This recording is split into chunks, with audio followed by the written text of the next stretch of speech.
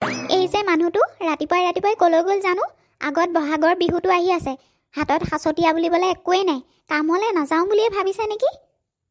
মোক ননাৰ আগতে যেতিয়া ইজনী ঘৈণীয়েক আছিলে, ইছ ৰাম, কাম কাম কাম, কামৰ বাহিৰে একো চিনিয়ে নাপায়। এতিয়া মোক আনি ল'লে, ঘৰতো সোমাই ল'লে, কাম বন একো নাই, বহি বহি খোৱা অকল। ৰহ বাপেকে, ইহঁতক কিবা এটা শিক্ষা দিব লাগিব, এনেকৈ আৰু নহয়।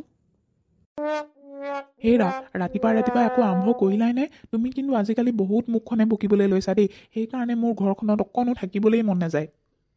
ক'ৰ পৰা ঘৰখনত থাকিবলৈ মন যাব? আগৰজনী ঘৈণীয়েক থকা হ'লে ঘৰখনতে থাকিলেহেঁতেন। এতিয়া মই আছোঁ যে ক'ত থাকিবলৈ মন যাব? আৰু শুনক, মই আজিও আপোনাক এটা কথা স্পষ্টকৈ কৈ দিছোঁ, এই যে আপোনাৰ আগৰজনী ঘৈণীয়েকৰ ল'ৰাটো, আপুনি তাক কিবা এটা ঠান্তিক লগাওক, নহ'লে কোনোবা স্কুল এখনতে দি দিয়ক, নহ'লে আশ্ৰমতে থৈ দিয়ক। মই কিন্তু মোৰ ছোৱালীজনীৰ লগত ইয়াৰ ইমান খেলা ধূলা খোৱা বোৱা মই ভাল পোৱা নাই। তাৰ কাৰণে মোৰ ছোৱালীজনীয়েহে কষ্ট পাইছে। হেৰা, তুমি এইবোৰ কি কথা কৈছা? তাৰ মাক ঢুকোৱাৰ পিছত তুমি তাক প্ৰতিপাল কৰিবা বুলিহে মই তোমাক বিয়া পাতি আনিছিলোঁ, আৰু তুমি এনেকৈ ক'লে কেনেকৈ হ'ব?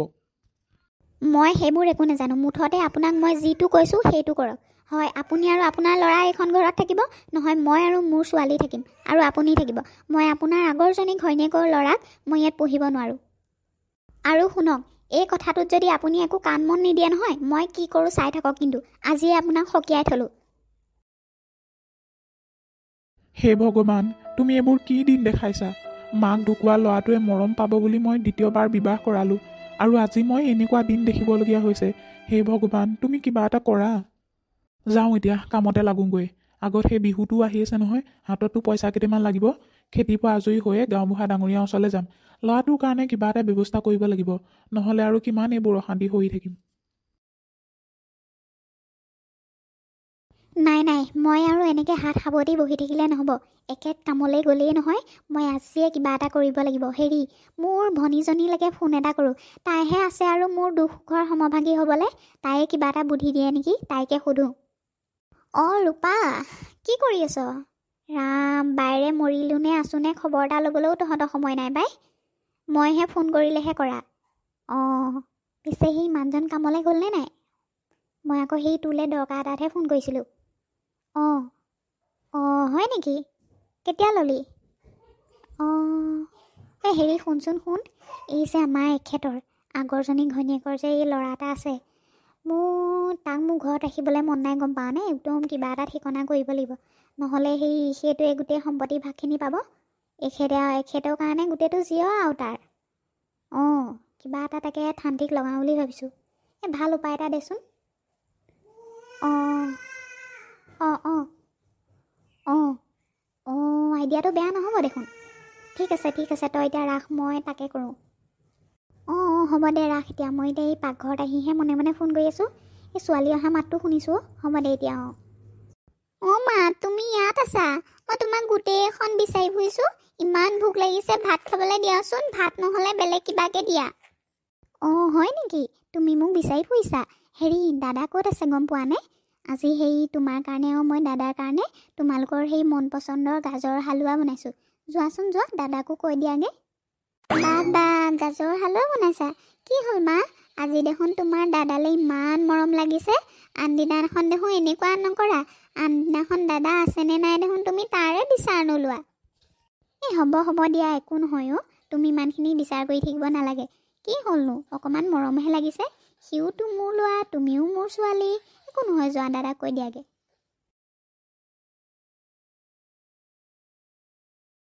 তই কি বুজি পাবি আই, মই কি বুদ্ধি লগাইছোঁ? মই যি কৰিছোঁ তোৰ কাৰণে চিন্তা কৰিয়ে কৰিছোঁ। তোৰ দেউতাৰৰ যিখনহে ককায়ৰলৈ মৰম, তোৰ ভাগত একো সম্পত্তি নাথাকিবগৈ। তোৰ যে মৰমৰ ককায়ৰৰ আজিয়ে এইখন ঘৰত শেষৰটো দিন। আজি আৰু গাজৰ হালোৱা খাব আৰু সিপুৰি পাবগৈ, কোনেও গমকে নাপাব। অ' দাদা, মায়ে হেনো তোমাৰ আৰু মোৰ কাৰণে গাজৰ হালোৱা বনাইছে। তোমাক ইমান দিনে মায়ে দেখিবই নোৱাৰে। আজিনো জানো মাৰ ইমান কেলে তোমালৈ মৰম উপজিছে। মোৰ কিবা মনটো উগুল থুগুলহে লাগি আছে। হেই, কি যে কোৱা? মই মায়ে যি ক'লেও বেয়া নাপাওঁ নহয়। মাক সদায় মাকেই, জানানে? নহয় অ' দাদা, তোমাৰ মনটো বহুত সহজ হ'ল, কিন্তু মই মোৰ মাক ভালকৈ বুজি পাওঁ, মা কেনেকুৱা মানুহ। এইয়া চোৱা মই তোমালোকৰ কাৰণে গৰম গৰম গাজৰ হালোৱা বনাই আনিলোঁ। এই ভাগ তোমাৰ আৰু এই ভাগ তোমাৰ, দুইটা ককাইক ভনীয়েকে ভাগ কৰি খোৱা দেই, মই পাকঘৰৰ পৰা আহোঁ। হ'ব মা, আমি দুইটাই খাম, তুমি যোৱা। অ' দাদা চোৱাচোন চোৱা, মায়ে তোমাক কমকৈ দিছে আৰু মোক বেছিকৈ দিছে। মই ইমানখিনি খাব নোৱাৰোঁ, তুমি মোৰখিনি খোৱা আৰু মই তোমাৰখিনি খাম, হ'বনে? একো নহয় ভণ্টি, তুমি বেছিকৈ খোৱা। মায়ে আকৌ দেখিলে এনেই গালি পাৰিব। একো নহয়, মই কমকৈয়ে খাম। নহয় নহয় দাদা, মোৰ ইমান ভোক নাই আৰু মই ভালো নাপাওঁ। সদায় খায়ে থাকোঁ যে, তুমিহে খাবলৈ নোপোৱা। আজি তুমিয়ে বেছিকৈ খোৱা। ঠিক আছে বাৰু, তোমাৰ ইচ্ছা, তুমি সলাই লোৱা।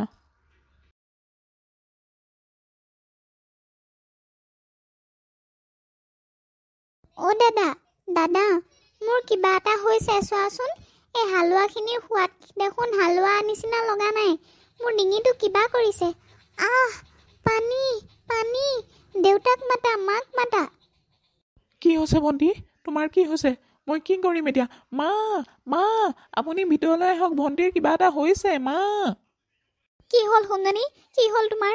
হে ভগৱান, ঐ ল'ৰা তই কি কৰিলি মোৰ ছোৱালীজনীৰ লগত? হে ভগৱান, কি হ'ব এতিয়া মোৰ ছোৱালীজনী, কি হ'ব এতিয়া? মা মা, মই একো কৰা নাই। মাত্ৰ ভণ্টিয়ে মোৰ ভাগৰ গাজৰ হালোৱাখিনি খাইছিলে। তাইৰ ভাগত সৰহকৈ থকাৰ কাৰণে তাই ইমানখিনি খাবলৈ নোৱাৰোঁ বুলি তাইৰ ভাগৰখিনি মোক দি দিছিলে আৰু মোৰ ভাগৰ হালোৱা তাই লৈছিলে। হে ভগৱান, মই ইয়াক কি কৰিলোঁ? হে ভগৱান, মই নিজে ৰচা বেহুত মোৰ নিজৰ ছোৱালীয়ে ফচিলে। হে ভগৱান ঈশ্বৰ। মা, আপুনি এইবোৰ কি কৈ আছে? মই একো বুজা নাই। মা, আপুনি ভালকৈ কওকচোন, ভণ্টিৰ কি হ'ব এতিয়া? ভণ্টিক বচাব পাৰিমনে? মই বৰ অত্যাচাৰী মাকো, মোক মাফ কৰি দিবা তুমি। মই তোমাৰ অন্যায় কৰিবলৈ তোমাৰ সাজৰ হালোৱাত মই বিষ মিহলাই দিছিলোঁ আৰু সেয়া মোৰ ছোৱালীয়ে খালে। এতিয়া মই মোৰ ছোৱালীক হেৰুৱাব লাগিব। হে ভগৱান, মই কিয় এনেকুৱা কৰিছিলোঁ? মোক তুমিয়ে মাৰি নিয়া ভগৱান। মা, আপুনি এনেকুৱাও কাম কৰিব পাৰে? যদি আপুনি ইমান মোক বেয়াই পাইছিলে, এবাৰলৈ হ'লেও যদি আপুনি কৈ দিলেহেঁতেন, মই এই ঘৰখনৰ পৰা নিজেই গুচি গ'লোহেঁতেন। আপুনি এয়া কি কৰিলে? আপুনি কৰা ভুলৰ কাৰণে আজি আমি ভণ্টিক হেৰুৱাব লাগিব। হে ভগৱান, কি হ'ব এতিয়া? দেউতাও পাবহি অকণমান পিছতে। দেউতাক আমি কি উত্তৰ দিম? মা, হে ভগৱান, আপুনি কিয় এনেকুৱা কৰিলে? তাতকৈ আপুনি মোকে মাৰি নেপেলালে কিয়? মোক মাফ কৰি দিবা তুমি পাৰা যদি। মই কেতিয়াও তোমাক বাপোন বুলি ভাবিবই নোৱাৰিলোঁ। মই তোমাক আপোন বুলি ভাবিব নোৱাৰাৰ কাৰণে আজি ইমানটো ডাঙৰ ঘটনা হ'ল। হে ভগৱান, মোক মাফ কৰি দিবা। মা, মই মোৰ ভণ্টিক বহুত ভাল পাইছিলোঁ। মোৰ নিজৰ একেজনী মাৰ নহ'ব পাৰে, কিন্তু মই তাইক বহুত ভাল পাওঁ। তাইও মোক বহুত ভাল পায়। তাই মোক নিজৰ ককায়েকৰ নিচিনা ভাবে, ককায়েকৰ নিচিনা মৰম কৰে। আজি যদি ভণ্টিৰ কিবা এটা হ'বলৈ হয় নহয়, ময়ো কিন্তু এইখন ঘৰত নাথাকোঁ, কৈ দিলোঁ আপোনাক। মই এতিয়া এইখন ঘৰৰ পৰা ওলাই যাম আৰু কোনোদিন এইখন ঘৰলৈ নাহোঁ, অকলেই থাকিম। আজি যেতিয়া আপুনি মোক আপোন বুলি ভাবিব নোৱাৰিলে, আৰু মোক কোনেও আপোন বুলি ভাবিব নালাগে। থাকক আপুনি ইয়াতেই। আজি মোৰ ভুলৰ কাৰণে এখন ঘৰ শেষ হৈ গ'ল। মোৰ ল'ৰা, মোৰ ছোৱালী মোৰ জীৱনৰ পৰা আঁতৰি গ'ল। মই এতিয়া কাক লৈ জীয়াই থাকিম? হে ভগৱান। হেৰা, তোমালোকৰ কি হ'ল? আৰু মোৰ ল'ৰাটো ক'ত? তোমালোক দুইজনী এনেকৈ ইয়াত কি কৰিবলৈ পৰি আছা? হেৰা, কি হৈছে? হেৰি, আপুনি মোক পাৰে যদি মাফ কৰি দিয়ক। আমাৰ ছোৱালী, আমাৰ ল'ৰা আৰু আমাৰ জীৱনত নাই। মোৰ এটা ভুলৰ কাৰণে গোটেই ঘৰখনেই ধ্বংস হৈ গ'ল। মই আপোনাৰ ল'ৰাটো মৰিবৰ কাৰণে গাজৰৰ হালোৱা বনাই বিষ মিহলাই দিছিলোঁ আৰু সেয়া মোৰ ছোৱালীয়ে খাই দিলে। আৰু ল'ৰা, সি তাৰ এনেকুৱা হোৱা দেখি ঘৰখন এৰিয়ে গুচি গ'ল। মই বৰ মহা ভুল কৰিলোঁ। মই আৰু নিজকে কেতিয়াও জীৱনত ক্ষমা কৰিব নোৱাৰোঁ। মই আৰু জীয়াই নথকাই ভাল। মই জানিছিলোঁৱেই তুমি যে এনেকুৱা কিবা এটাই কৰিবা। সেইকাৰণে মই কামৰ পৰা ল'ৰা লৈ গৈ ঘৰলৈ আহিছিলোঁ। ওলাই যোৱা মোৰ ঘৰৰ পৰা, আৰু 1 মিনিটো তুমি মোৰ চকুৰ সন্মুখত নাথাকিবা। ওলাই যোৱা। আজিৰ পৰা মোৰ কোনো নাই। মই যাওঁ, ময়ো মোৰ ল'ৰাটোক বিচাৰি আনোগৈ।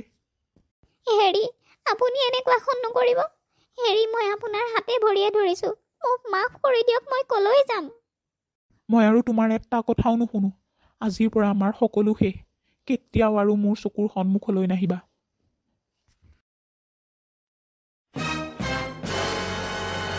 হে ভগৱান, কি হৈ গ'ল গ'ল এইবোৰ? কি হৈ গ'ল? কি হৈ গ'ল? হে ভগৱান, মোক মাৰি নিয়া তুমি, কি হৈ গ'ল?